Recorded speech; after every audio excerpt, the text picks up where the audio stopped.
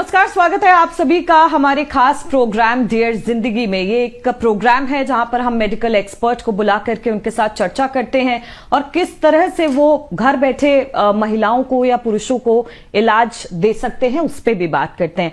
आज हमारे साथ जो मौजूद हैं वो एक आयुर्वेद एक्सपर्ट है। एक ऐसी विधा है जिसका ओरिजिन भारत में हुआ, मगर अब धीमे धीमे करके वेस्टर्न मेडिसिन की वजह से उसको लोग कम आंकते हैं। आज हमारे साथ डॉक्टर मनीष यादव हैं, रायश्री आयुर्वेदा मल्टी स्पेशलिटी और स्पाइन सेंटर के मालिक भी हैं। तो सर, सबसे पहले तो बहुत बहुत स्वागत करती हूँ आपका एबीसी न्यूज पर। धन्यवाद मैडम। मनीष, ये आयुर्वेद मेडिसिन के बारे में आज बात करेंगे, उनके मिथ्स के बारे में बात करेंगे, इलाज कैसे दिया जाता है उनकी टेक्निक्स के भी बारे में बात करेंगे। सबसे पहला सवाल कि आयुर्वेदिक होम्योपैथी और एलोपैथी से कैसे अलग है? देखिए, आयुर्वेदिक, होम्योपैथी और एलोपैथी तीनों का जनक जो है प्रमुख तौर पे देखें तो आयुर्वेद ही है। एलोपैथी में जो हम यूज़ करते हैं वो हर्ब्स का एक्सट्रैक्ट यूज़ करते हैं और एक्सट्रैक्ट को जो है बहुत ज़्यादा मात्रा में देते हैं, तो कहीं ना कहीं जा करके हमारा एलोपैथी बन जाता है। जब इसी को जो है, जैसे कि मान लीजिए हमें किसी व्यक्ति को गोल्ड देना है और गोल्ड बहुत महंगा है, इसी को जब हम इसकी यूनिट्स बढ़ाते जाते हैं, इसको सूक्ष्म औषधि कल्पना के नाम से आयुर्वेद में बताया गया है। जब इसको बहुत ज़्यादा महीन करके पेशेंट को गोल्ड जैसी महंगी दवाई को भी अगर लोगों तक पहुंचाना है तो उसको हम होम्योपैथी के माध्यम से पहुंचाते हैं। तो जो जनक है वो तीनों ही श्रेणियों का जो है हमारा आयुर्वेद है, और जो कि समुद्र मंथन के दौरान ही भगवान धन्वंतरी के माध्यम से जो है ये अपने विश्व में प्रकट हुए थे। और जैसा कि अभी कुछ दिन पहले धनतेरस भी निकली थी, उसके बाद जो है हम लोग दीपावली भी मनाते हैं। वहाँ पर भी जो है धनतेरस के दिन धन्वंतरी जी की पूजा करी जाती है और उसके 3 दिन बाद जो है हम लोग जो है लक्ष्मी जी की पूजा करते हैं। जबकि बोलते हैं राम जी आए थे, राम जी के लिए दीपक जलाते हैं। वहाँ पर जो है लक्ष्मी जी के आने की वजह से जो है हम लोग उस दिन गणेश लक्ष्मी की पूजा करते हैं, क्योंकि वो भी उसी समुद्र मंथन में निकली हुई थी। तो बस मेरा तो सिर्फ यही है कि जो सभी विधाओं के जनक हैं वो आयुर्वेद ही है। ठीक है, आयुर्वेद को लेकर के जैसे आप बता रहे हैं कि पुराणों में भी मेंशन किया गया है, बिल्कुल, पर आज की डेट में क्योंकि वेस्टर्न मेडिसिन अब बहुत ज्यादा ट्रेंड में है, इंस्टेंट आपको रिलीफ चाहिए तो लोग वेस्टर्न मेडिसिन की तरफ जाते हैं। एलोपैथी की बात कर लीजिए या होम्योपैथी की भी बात कर लीजिए, मगर कहा जाता है कि आयुर्वेद में जो क्योर है या जो ट्रीटमेंट है वो बहुत स्लो है। इसमें कितनी सच्चाई है? देखिए, ऐसा ये सच नहीं है, ये किसी जो है व्यक्ति के द्वारा फैलाया गया एक मिथ है। मुझे ऐसा लगता है कि मेरी जो प्रैक्टिस है, जिसमें सबसे ज़्यादा लंबी प्रैक्टिस है, उसमें मैंने खुद पाया है कि जहाँ स्पाइन के केस हैं, अब आप एक दर्द की पेन किलर जब दवा देते हैं तो पेन किलर से आपको सुबह खाया तो 2 घंटे बाद दर्द में तो आराम मिलता है, पर बीमारी तो ठीक नहीं होती। वहीं पे आयुर्वेद अगर प्रॉपरली आप ट्रीटमेंट ले रहे हैं, पंचकर्मा वगैरह ले रहे हैं, NSDR ले रहे हैं, तो बहुत ज़्यादा से ज़्यादा 1 महीने से 1.5 महीने के अंदर आप उस बीमारी से लगभग छुटकारा पाने लगते हैं। होम्योपैथी, जिसको हम लोग स्लो मेडिसिन बोलते हैं, कोई साइड इफेक्ट नहीं होते हैं, उसमें भी देखा जाए तो 90 दिनों में ही बीमारियों से आराम मिलना शुरू हो जाता है। जबकि एलोपैथी में हम लोग बहुत सारी ट्रीटमेंट ले रहे हैं, 90 क्या 120 दिन या साल भर के बाद भी नहीं मिलता है। तो ऐसा नहीं है कि इसमें स्लो मिलता है, उसमें जल्दी तेज मिलता है। सभी विधाओं की अपनी एक सीमा है, एलोपैथ की अपनी सीमा है, आयुर्वेद की अपनी सीमा है और होम्योपैथ की अपनी सीमा है। अपनी सीमाओं के आधार पे जो है आयुर्वेद बहुत जल्दी ट्रीट करता है, ये एक मिथ है। ऐसा माना गया है कि आयुर्वेद में आप कोई भी मेडिसिन बिना डॉक्टर के सलाह के नहीं ले सकते हैं, आयुर्वेद एक्सपर्ट से ही पूछ के लेंगे। बट देखा ये भी गया है कि लोग इलाज के लिए बिना डॉक्टर को कंसल्ट किए या बिना आयुर्वेद एक्सपर्ट को कंसल्ट किए जड़ी बूटी ले रहे हैं, अपने आप से दवाइयां जाकर के ले रहे हैं। कितना मात्रा में लेना है, कितना नहीं लेना है, क्या इससे भी कोई फर्क पड़ता है? बिल्कुल फर्क पड़ता है। इसका सबसे अच्छा एग्जाम्पल मैं आपको बताना चाहूँगा। जैसे कि लोग क्या करते हैं, रात को वो अपना अजवाइन का पानी पीते हैं या मेथी दाने को फुला करके रख देते हैं, बोलते हैं इससे वजन घटता है, और साल भर 6 महीने तक पी रहे होते हैं। पर कुछ लोगों को फर्क पड़ता है और वहीं पे कुछ लोगों को फर्क नहीं पड़ता है। जिन कुछ लोगों को फर्क पड़ता है वो तो समाज में जाके बोलते हैं हाँ मुझे तो बहुत आराम मिला, लेकिन जिन लोगों को नहीं मिलता है वो सोचते हैं आयुर्वेद फायदा नहीं करता। यहाँ पर डिपेंड करता है आपकी बीमारी का कारण क्या है। अगर किसी व्यक्ति को लगातार गैस बन रही है और गैस के लिए वो मेथी का पानी या वजन घटाने के लिए मेथी का पानी पी रहा है, तो उस गैस के पीछे उसका कारण क्या है, वो देखना ज़रूरी है। कॉन्स्टिपेशन है तो वो कितना ज़रूरी है, यहाँ पे ये प्रमुख बातें हो जाती हैं। ऐसे में ही क्या होता है, हमारा पड़ोसी भी आके कुछ सलाह दे जाता है कि आप ऐसा करो। इसका एक उदाहरण मान लें, बहुत सारे हेल्दी लोग हैं जो कि डेली सुबह पार्क में टहलते हैं, 3 किलोमीटर 5 किलोमीटर टहल रहे हैं, और आज से नहीं सालों से टहल रहे हैं, मेथी पानी भी पीते हैं, एक्सरसाइज भी करते हैं, बहुत कुछ करते हैं, फिर भी वजन नहीं घटता। तो उसमें आयुर्वेद का दोष नहीं है, उसमें आपको प्रॉपर डॉक्टर की सलाह लेनी पड़ेगी। डॉक्टर के अकॉर्डिंग चलेंगे तो आपका 110% वजन कम होगा। तो डॉक्टर की सलाह जो है काफ़ी हद तक मायने रख जाती है। और इसको अगर एक और उदाहरण भी आप मांगे तो मेरे पास एक बहुत अच्छा उदाहरण है जिसको सभी लोग समाज में समझते हैं। जैसे कि एक पैरासीटामोल की गोली है जो कि बुखार उतारने में काम आती है और सबको पता है। हम लोग शुरुआत में जब बीमार होते हैं तो पैरासीटामोल ले लिया, 1 दिन 2 दिन बुखार नहीं उतरता, तब हम क्या करते हैं, तब हम जो है जाकर के डॉक्टर के पास जाते हैं। मतलब कि डॉक्टर भी पैरासीटामोल देगा और आप भी पैरासीटामोल खा रहे हैं। फर्क है तो उस डोज का, उस टाइम का, उसको किसके साथ में खाना है, कौन सा एंटीबायोटिक लेना है, ये इंपॉर्टेंट रहता है। वैसे ही आयुर्वेद में जो है किस दवाई को किस अनुपान के साथ में लेना है और किस समय पे लेना है, ये ज्यादा मायने रखता है। कोविड की बात करते हैं। कोविड में एक दवा चली थी कोरोनिल करके, और माना गया था कि वो बहुत इफेक्टिव रही थी, लोगों को बहुत उससे फायदा हुआ था। चिरेता बोला गया था कि चिरेता का आप कंजम्पशन करें तो बहुत जल्दी आपकी बीमारी जो है वो ठीक होगी। तो ऐसा क्या था कि ये मेडिसिन जब लोग लेने गए तो मार्केट में भीड़ ही भीड़ थी और तमाम एलोपैथी मेडिसिन साइडलाइन हो गई थी। तो कोरोनिल क्या वाकई इतना कारगर रहा है लोगों में, या सिर्फ एक मार्केटिंग टेक्निक थी जिससे वो बिका है मार्केट में? देखिए, मैं किसी दवाई के नाम पर तो कुछ भी चर्चा नहीं करूंगा, लेकिन हाँ, जहां बात करते हैं उसके इंग्रेडिएंट्स की, तो जितनी भी दवाइयां हमारी इस प्रकार की बनी थी, जो हमारे काढ़े आए थे, दिव्य काढ़े आए थे, जैसे कि मध्य प्रदेश में दिव्य काढ़े के नाम से बहुत सारी दवाई बांटी गई थी। अपने यहाँ पे जो है भी आयुष काढ़ा के नाम से दवाई बांटी गई थी, और CCRS के माध्यम से आयुष 64 के नाम से जो गोलियां बांटी गई थी। क्योंकि ये जो सरकारी दवाइयां मैंने उनके नाम लिए हैं, किसी प्राइवेट कंपनी का नाम लेना टीवी चैनल पे प्रमोशन करना सही चीज नहीं है। तो वो जो दवाइयां हैं उनके जो इंग्रेडिएंट्स होते हैं उसमें देखा जाए तो हम लोग जिसको गरम बोलते हैं कि दवाइयां बहुत गरम होती हैं, और जो वो दवाइयों में जो एसेंस होता है या उसकी जो तासीर होती है वो गरम होती है, या वो प्रोटीन युक्त ज्यादा होती है, जिसकी वजह से शरीर की रोग प्रतिरोधक क्षमता भी बढ़ती है। और रोग प्रतिरोधक क्षमता के साथ साथ जो है बॉडी में जो कफ को कम करने की क्षमता होती है, उससे जो है वात का शमन होता है और कफ का शमन होता है, जिससे कि कोविड के दौरान जो रोग हावी हो रहा था उसमें हमको आराम देखने को मिल रहा था। लेकिन वहां पे सिर्फ आराम मिल रहा था, अब तो कोविड चला गया है ऐसा नहीं है, लेकिन कुछ ने इस दवाई का गलत प्रयोग भी किया, काढ़े को ज्यादा मात्रा में पिया, तो उससे भी कुछ बीमारियां देखने को मिली हैं। लोगों का एक मैडम मिथ है जो आपसे मैं खुद ही बताता हूं कि आयुर्वेदिक दवाइयां हमेशा फायदा ही फायदा करती हैं। ये देखिए, ऐसा है कि आप अगर आपकी भूख अगर 2 चपाती की है, आप 2 चपाती खाएंगे तो आपको नुकसान नहीं करेगी, लेकिन अगर 2 की जगह 6 चपाती खाएंगे तो रात में पेट दर्द होना तय है। तो ऐसे ही आयुर्वेद है, आयुर्वेद अगर गलत नासमझी से खाया जाएगा तो आपको नुकसान करेगा। जिन लोगों ने ज्यादा काढ़ा पिया था उनको बाद में कुछ दिक्कतें हुई थी, जैसे कि पाइल्स, फिस्टुला, फिशर जैसी समस्याएं देखने को मिली थी, पेट में बहुत ज्यादा दर्द और गैस का बनना भी शुरू हुआ था। तो हर चीज के फायदे हैं तो नुकसान भी है, लेकिन अगर किसी गाइडेंस में ले रहे हैं, किसी डॉक्टर की गाइडेंस में ले रहे हैं तो उसको संभालने वाला वहां बैठा हुआ है। हाँ, इनके साइड इफेक्ट देर से होते हैं या बहुत मामूली से होते हैं, जिसको आसानी से व्यक्ति संभाल सकता है। ठीक है, तो यानी जिस तरह से होम्योपैथी और एलोपैथी में एक डॉक्टर के कंसल्टेशन की जरूरत है, वैसे ही एलोपैथी में भी माफ कीजिएगा, आयुर्वेद में भी एक एक्सपर्ट के कंसल्टेशन की बहुत जरूरत है। बिल्कुल। ठीक है, तो साइड इफेक्ट्स पे बात कर रहे थे, मिथ पे आते हैं। ऐसा माना गया है कि जो आयुर्वेद की मेडिसिन है वो वेजिटेरियंस के लिए बनी है और नॉन वेजिटेरियंस में उसके असर नहीं दिखाई देते हैं। इसमें कितनी सच्चाई है? मैडम, इसमें देखिए कोई भी सच्चाई नहीं है।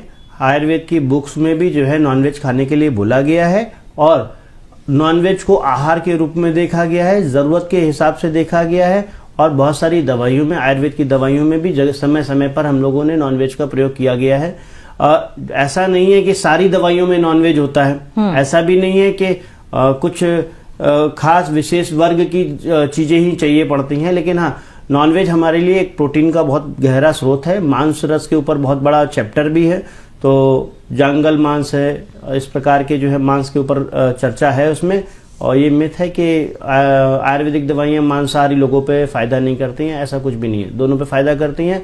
और एक मिथ ये भी है कि अगर आप नॉनवेज खा रहे हैं तो जो है आपको जो है आयुर्वेदिक दवाई लेनी है तो बाद में नॉनवेज बंद करना पड़ेगा, ऐसा भी नहीं है। आप आयुर्वेदिक दवाइयों के साथ में नॉनवेज का सेवन कर सकते हैं। हाँ, बस इतना आप करें कि शाम के समय जो रात होती है उस समय 6 बजे के पहले अगर आप नॉनवेज खाएंगे तो उसका पाचन ज़्यादा से ज़्यादा होगा, क्योंकि जो अग्नि होती है शाम को सूर्य अस्त होने के बाद वो धीमी पड़ने लगती है और हमको नॉनवेज या protein diet, high protein diet जैसे कि पनीर है, मक्खन है या नॉनवेज है, इसको पचाने में समय लगता है, ये बड़ी आंत में जाके पचता है। तो इसको कोशिश करें कि सूर्य निकलने के बाद और सूर्य अस्त के पहले खा ले, तो ये कहीं भी कोई दिक्कत नहीं करेगा। यानी लाइफस्टाइल का उतना ही इम्पोर्टेंट रोल है जिस तरह से आप मेडिसिन के कंसल्टेशन की बात कर रहे हैं। बिल्कुल ठीक है सर, बात करते हैं कॉमन प्रॉब्लम की लोगों में देखा गया है गंजापन, यानी कि बॉल्डनेस या फिर बालों का झड़ना। आयुर्वेद में लोग कहते हैं कि कई तरह के ऐसे ट्रीटमेंट हैं या कई तरह की ऐसी दवाइयां हैं, रीठा की बात करें या शिकाकाई की बात करें, कितनी सत्यता है इस बात में कि आयुर्वेद में इस तरह की बीमारी के या इस तरह के प्रॉब्लम्स का ट्रीटमेंट मौजूद है? देखिए, इसमें जो है आयुर्वेद में जो गंजेपन या ब्लेडनेस की बात करें तो इसमें जो है गंजापन आ क्यों रहा है इस पे नोटिस किया जाता है। जैसे कि खालित्य पालित्य के नाम से इसको जाना जाता है आयुर्वेद में। और खालित्य और पालित्य के जो 2 कारण देखने को मिलते हैं, या तो बहुत ज्यादा व्यक्ति स्टडी वाला होता है या उसकी जॉब ऐसी होती है जिसमें उसका ब्रेन का ज्यादा यूज हो रहा होता है। यानी कि इसको एग्जाम्पल से समझे, जब किसी ऑर्गन को हम सबसे ज्यादा यूज करेंगे तो वो ऑर्गन भी जल्दी से डिजेनरेट होगा या जल्दी जल्दी खराब होने लगेगा।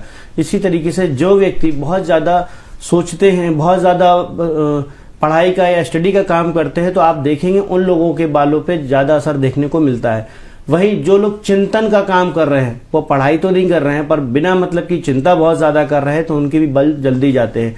ऐसे लोगों में तेल जो है बहुत ज्यादा फायदा करता है। तेल में जो है तिल का तेल बहुत ज्यादा फायदा करता है।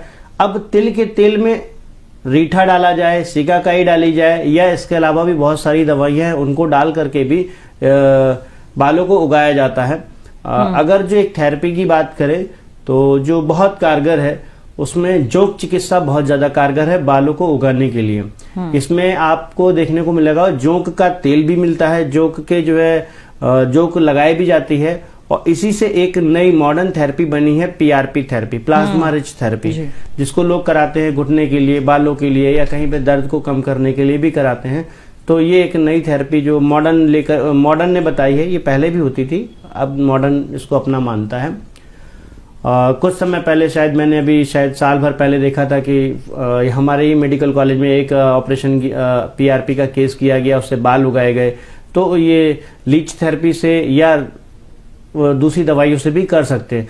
मुख्य रूप में हमें बालों का रूखापन कम करना है, जिससे कि जो बालों का जब रूखापन कम हो जाएगा तो स्वतः ही बालों की जड़ें निकल आएंगी। दूसरी चीज, सर में अगर बालों की जड़ें मौजूद है तब तो बाल निकलेगा, और जड़ें ही अगर खत्म हो गई हैं तो बाल नहीं निकलेगा। फिर चाहे आप अलग अलग ट्रीटमेंट क्यों ना ट्राई कर लें, वहां पे फिर एक ही चीज काम आती है, वो है ट्रांसप्लांट। इसमें कोई चीज नहीं है कि मैं आपको अपनी कोई चीज छिपाऊं।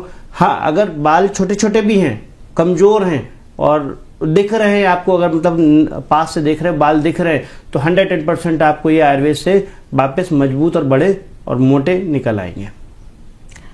अभी आपने बताया कि वेस्टर्न ट्रीटमेंट में पीआरपी, जिस तरह से आपने एग्जांपल दिया, ऐसे कई ट्रीटमेंट्स हैं मार्केट में जो बहुत एक्सपेंसिव हैं, बहुत ज्यादा उनकी मार्केटिंग की जा रही है और लोग अपने लाइफस्टाइल को सुधारने की बजाय लोग इस तरह के चीजों को कंज्यूम कर रहे हैं। तो ये बताइए कि आयुर्वेद में इस तरह के ट्रीटमेंट्स की क्या कॉस्टिंग पड़ती है? क्या ये बहुत एक्सपेंसिव है ट्रीटमेंट्स, या फिर लोगों को आप सजेस्ट करेंगे कि वो एक डॉक्टर को आकर के कंसल्ट करें और उसके बाद आकर के इसका ट्रीटमेंट लें?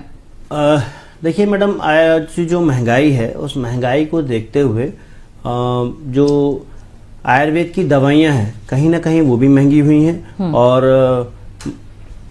अगर हम का बात करते हैं जो किचन आयुर्वेद की जब बात आती है, तो किचन आयुर्वेद में जिन महिलाओं को एक्सपर्ट हैं वो तो थोड़ा बहुत तो अपनी चीज़ों को बचा सकते हैं। जब आती है बीमारी की बात, यहाँ पे 2 पॉइंट मैं आपको और बताना चाहूँगा। आयुर्वेद 2 चीज़ें कहता है, स्वास्थ्य रक्षणम आतुरस्य विकार प्रशमनम च, मतलब स्वस्थ व्यक्ति के स्वास्थ्य की रक्षा करना, और आतुर यानी कि जो रोगी बन गया है उसके रोग का नाश करना। तो जो स्वस्थ व्यक्ति है वो अपनी डेली लाइफ में जो वियर एंड टीयर्स होते हैं, डेली लाइफ में जो है थोड़ा बहुत दर्द हो गया, इन सबको मैनेज करने के लिए, कभी गैस हो गई, कभी पेट साफ नहीं हुआ, तो इसके लिए हम किचन ड्रग का यूज करें तो यहाँ पर ये तो बहुत फायदा करती हैं। परंतु जब कोई बड़ी बीमारी है तो वहां पे हमें एक्सपर्ट की सहायता लेनी चाहिए, डायग्नोसिस की सहायता लेनी चाहिए, MRI, ब्लड इन्वेस्टिगेशन, नाड़ी परीक्षा और भी चीजें जो है, क्योंकि नाड़ी परीक्षा को वेस्टर्न तो नहीं मानता है पर अपने इंडिया में नाड़ी परीक्षा आज भी उतनी ही कारगर मानी जाती है और उससे वैसे ही चीजें पता भी चलती हैं। तो अगर हम उसके माध्यम से कर रहे हैं तो ये एक अच्छी चीज है।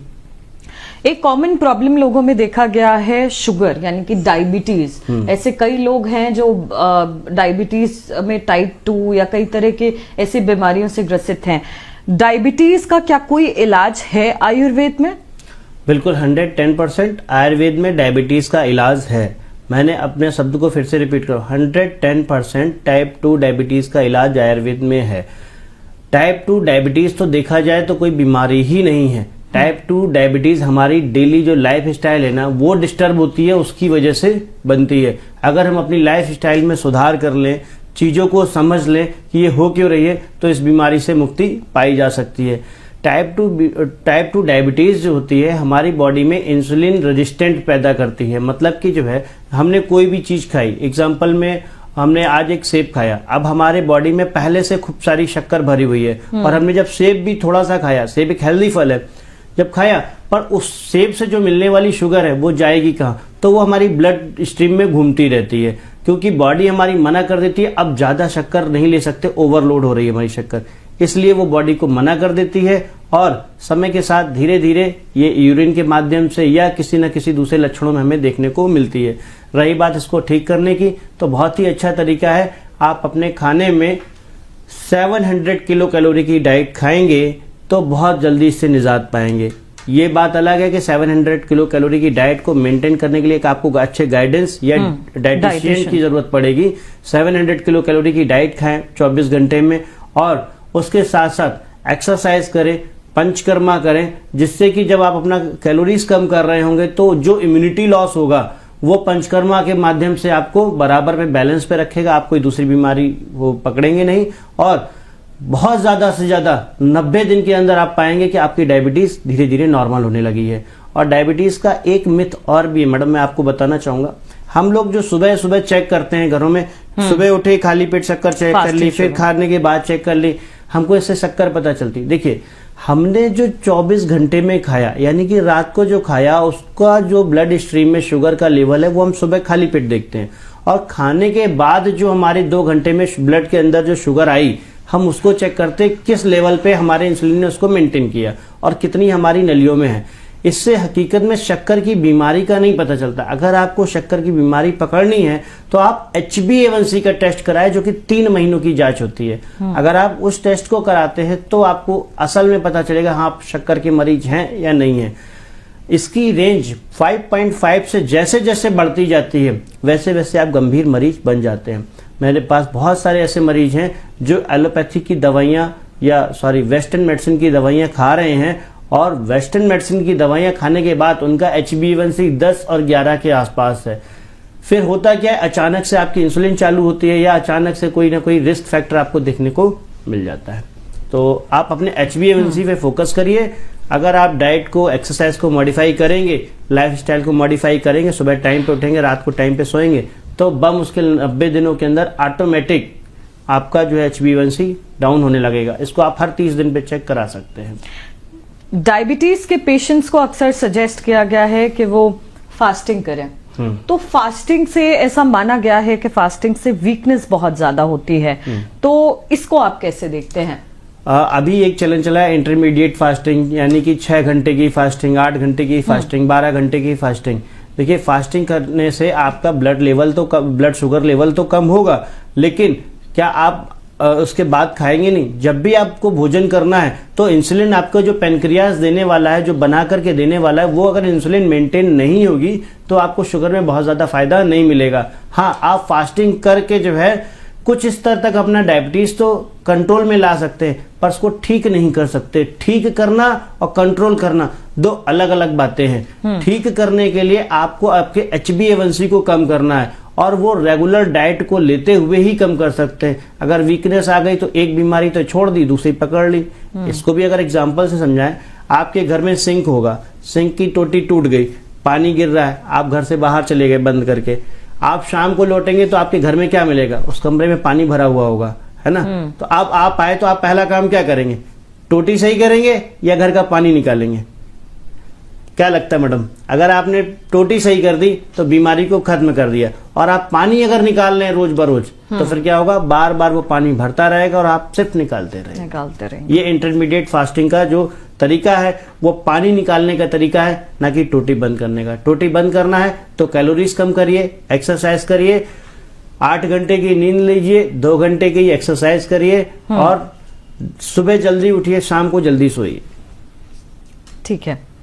कार्डियक अरेस्ट एक ऐसा प्रॉब्लम जो बहुत ज्यादा देखा जा रहा है, न्यूज में भी अगर आप देखें तो कई तरह के मामले हैं और बहुत कॉमन हो गए हैं, और स्पेशली कोविड के बाद से।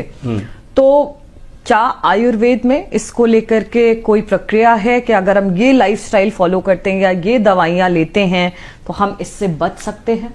कोई प्रिवेंशन है? बिल्कुल मैडम, आयुर्वेद जो है प्रिवेंशन पे तो काम करता ही करता है। प्रिवेंशन में जो है हम लोग पहले से ये देख सकते हैं कि हमारे व्यक्ति की जो है लाइफस्टाइल कैसी चल रही है, उस लाइफस्टाइल पे मॉडिफिकेशन किया जा सकता है। जैसे कि अगर उसको डायबिटीज़ है, आखिर हार्ट डिसीज होने के प्रमुख कारण क्या क्या है? एक है स्ट्रेस, स्ट्रेस के बाद ओबेसिटी, ओबेसिटी के अलावा डायबिटीज़। ये जो प्रमुख कारण है, अगर हम उनको दूर कर देंगे तो हार्ट अटैक के चांसेस बहुत कम हो जाते हैं। किसी व्यक्ति के जीवन में तनाव आखिर क्यों है? और जब तनाव ज़्यादा बढ़ता है तो उसकी डायबिटीज़ भी बढ़ जाती है। इसी प्रकार कोई व्यक्ति ओबेसिटी का, पहले से ओबेसिटी है उसको, और उसको ओबेसिटी है तो उसकी वजह से जो हाई ब्लड शुगर उसकी बॉडी में है, उसका अगर कंजम्पशन नहीं होगा तो भी वो व्यक्ति कभी ना कभी जो है हार्ट का मरीज बन ही जाएगा। और किसी व्यक्ति को ओवर ईटिंग की आदत है तो भी उस व्यक्ति को जो है कहीं ना कहीं हार्ट के रिस्क फैक्टर बढ़ जाते हैं। साथ में जो लाइफ स्टाइल में स्मोकिंग है, गुटखा है, या इस प्रकार की चीजें जो लोग करते हैं तो उससे भी कहीं ना कहीं रिस्क फैक्टर बढ़ जाते हैं। इससे होता क्या है, जो भी स्मोकिंग है या मान लीजिए जो भी लेते हैं, इससे हमारा खून गाढ़ा होता है। मतलब जो भी हमने भोजन किया उससे निकलने वाली जो शक्कर होती है वो हमारी ब्लड स्ट्रीम में जाती है और खून समय के साथ गाढ़ा होता है। आप किसी भी छोटे बच्चे का अगर कभी ब्लड इन्वेस्टिगेशन हो तो देखिए उसका खून एकदम पतला रहेगा, और जिसको डायबिटीज हो आप उसका खून देखिए, या तो वो गाढ़ा होगा या फिर गाढ़ा और काला होगा। खून हमेशा लाल होता है और चमकीला होता है, जबकि काला खून और गाढ़ा खून ये दोनों ही अच्छी बात नहीं है। इसको कम करने के लिए अलग अलग डॉक्टर्स अलग अलग तरीके की दवाइयां देते हैं, लेकिन अगर इसको हम स्वतः से ठीक कर सकें, जैसे कि अगर खून पतला करना है तो अदरक की चाय पिए, है ना, अदरक की मात्रा का ज्यादा प्रयोग करें, लहसुन की मात्रा का ज्यादा प्रयोग करें, अर्जुन की छाल का ज्यादा प्रयोग करें। ये प्रिवेंशन की चीजें हैं। बात आती है जब क्योर करने की, अगर कोई व्यक्ति हमारे पास इस प्रकार का मरीज बन गया है तो हमें कैसे क्योर करना है, तो हम उसमें सबसे पहले एक डॉक्टर की गाइडेंस में उसकी लाइफस्टाइल को लिख करके देते हैं कि हाँ आप इतने बजे उठेंगे, इतने बजे सोएंगे। इसके अलावा खाने में ये डाइट चार्ट को फॉलो करेंगे। इसके अलावा हम खुद से कुछ डाइट भी देते हैं, जिस डाइट के माध्यम से वो नपी तुली डाइट होती है, और जो आटा रहता है उसमें भी कुछ दवाइयां मिली रहती है। यानी कि हमको उसको ऐसी डाइट देनी है जिससे कि अंदर से क्षरण की प्रक्रिया स्टार्ट हो सके। स्पॉन्डिलाइटिस, उसमें एक एंकाइलोजिंग स्पॉन्डिलाइटिस भी हो गया, सर्वाइकल का प्रॉब्लम होगा, साइयाटिका हो गया। ये सारी प्रॉब्लम्स जो हैं अब कॉमनली लोग डॉक्टर्स के पास जाते हैं इन प्रॉब्लम्स के लिए। क्या आयुर्वेद में आपके पास भी पेशेंट्स ये प्रॉब्लम लेकर के आते हैं? जी, ये पेशेंट सबसे ज्यादा प्रॉब्लम लेके आते हैं। सर्वाइकल स्पॉन्डिलाइटिस है, लंबर स्पॉन्डिलाइटिस है, या एंकाइलोजिंग स्पॉन्डिलाइटिस है। सर्वाइकल स्पॉन्डिलाइटिस एंकाइलोजिंग स्पॉन्डिलाइटिस से अलग चीज है। सर्वाइकल स्पॉन्डिलाइटिस को एंकाइलोजिंग स्पॉन्डिलाइटिस नहीं समझना चाहिए। सर्वाइकल स्पॉन्डिलाइटिस या लंबर स्पॉन्डिलाइटिस को पहले हम समझ लेते हैं। ये एक प्रकार की सूजन है जब हम स्पॉन्डिलाइटिस नाम बोलते हैं तो सुन के ही नाम में कितना खतरनाक शब्द भारीपन लगता है ना, तो उससे मरीज भी भयभीत हो जाता है कि स्पॉन्डिलाइटिस क्या है। स्पॉन्डिलाइटिस का मतलब है हड्डी की सूजन। अब हड्डी में अगर सूजन आई तो क्यों आई? हड्डी में सूजन जब आती है जब आप उस पर क्षमता से अधिक बोझ डाल देते हैं। उदाहरण के तौर पे घंटों तक अगर आप मोबाइल चला रहे हैं, घंटों तक स्क्रीन टाइम बिता रहे हैं, लगातार आप पढ़ाई कर रहे हैं, बहुत ज़्यादा तनाव भरी जिंदगी यूज़ कर रहे हैं, रात भर पढ़ रहे हैं, रात भर मोबाइल देख रहे हैं। भाई हाई स्कूल के बच्चे हैं, पेपर आने वाले हैं फरवरी में, अब बच्चे क्या करेंगे? रात भर किताब पढ़ रहे हैं मान लीजिए, तो ये भी एक कारण स्पॉन्डिलाइटिस का बनता है। यहीं पे आज की जो लाइफ स्टाइल है, मेहनत से ज़्यादा फिजिकल एक्टिविटी कम रह गई है और चेयर वर्क ज़्यादा बढ़ गया है, यानी कि डेस्कटॉप कंप्यूटर के सामने बैठने का वर्क ज़्यादा बढ़ गया है। 8-8, 12-12 घंटे की नौकरी है। हम डॉक्टर्स के लिए भी वही समस्या होती है कि हम लोग सुबह 10 बजे से लेकर के रात के 8 बजे तक अगर चेयर पे बैठे हुए हैं तो इस कमर को रिलैक्स कैसे दें? तो उस वजह से हमारी हड्डियों पे ज़्यादा ताकत पड़ती है, ज़्यादा लोड पड़ता है और हड्डियों में सूजन आना स्टार्ट हो जाती है। स्पॉन्डिलाइटिस सिर्फ सूजन तक सीमित है, लेकिन जब बात करते हैं स्पॉन्डिलाइटिस से आगे की तो हमारी जो है बल्जिंग है, हार्निएशन है, डिस्क हार्निएशन है और तरीके लिगामेंटम फ्लेवम है, इस तरीके की और भी बीमारियां वहां पे होती हैं। तो उसको हम लोग जो है दूसरे आयुर्वेद में NSDR non surgical disc rehabilitation और पंचकर्मा के माध्यम से इसको भी रिकवर कर सकते हैं। मनीष जी, क्योंकि अब मौसम बदल रहा है और कई ऐसे पेशेंट्स हैं जिनकी एक कॉमन शिकायत रहती है कि जोड़ों में दर्द हो रहा है। ओल्ड एज लोगों की बात कर लीजिए, अब तो यंगस्टर्स भी हैं जिनका लाइफस्टाइल बहुत ज्यादा खराब है या बहुत ज्यादा स्क्रीन टाइम है, तो ऐसे लोगों को अगर दर्द होता है जोड़ों में तो क्या करना चाहिए प्रिवेंशन के तौर पे? आपको घी और तेल जो आज की डेट में आप बंद कर चुके हैं उसको बंद नहीं करना है, उसको यूज करना है, तरीके से यूज करना है। अगर आप तेल का सही से प्रयोग करते हैं, घी का सही से प्रयोग करते हैं तो यह समस्या आपको वैसे भी देखने को नहीं मिलेगी। और ऊपर से भी आप नहाने के बाद अथवा नहाने के पहले तेल का प्रयोग कर सकते हैं। तेल की जब भी बात होती है तो सिर्फ तिल तेल की बात होती है। इसके अलावा आप जैतून का तेल, सरसों का तेल, नारियल का तेल, अन्य तेलों का प्रयोग कर सकते हैं। लेकिन अगर बेहतर तेल की बात करें तो सिर्फ तिल तेल का ही प्रयोग आयुर्वेद में बताया गया है। एक प्रक्रिया है जानू बस्ती घुटनों के मरीजों के लिए। आप इसको गूगल पे देख लें, वीडियोस में देख लें। सिंपल कुछ नहीं करना होता है, मरीज को सीधे लेटना है और खूब सारा तेल घुटने पे धार के रूप में, गुनगुने तेल की धार के रूप में घुटनों पे डालिए। केवल 30 दिन करिए, आपके घुटने में लुब्रिकेशन पहले से ज्यादा वापस आ जाएगा। ठीक है डॉक्टर मनीष, समय कम है तो मैं चाहूंगी कि हमारे व्यूअर्स के लिए अगर आप कोई मैसेज देना चाहते हैं। डियर जिंदगी एक ऐसा प्रोग्राम है जहां पर हम डायरेक्टली अपने व्यूअर्स को उनकी प्रॉब्लम्स का सोल्यूशन देते हैं, आप कोई मैसेज देना चाहेंगे इस पर? देखिए, मेरे व्यूअर्स के लिए मैं सिर्फ इतना कहूंगा कि आयुर्वेद जो कहता है वात, पित्त और कफ की बात करता है। वात की वजह से सारी बीमारियां बढ़ती हैं, मतलब कि जो कफ और पित्त है वो लंगड़े हैं और जो भी बीमारी को पैदा करता है वो वात है।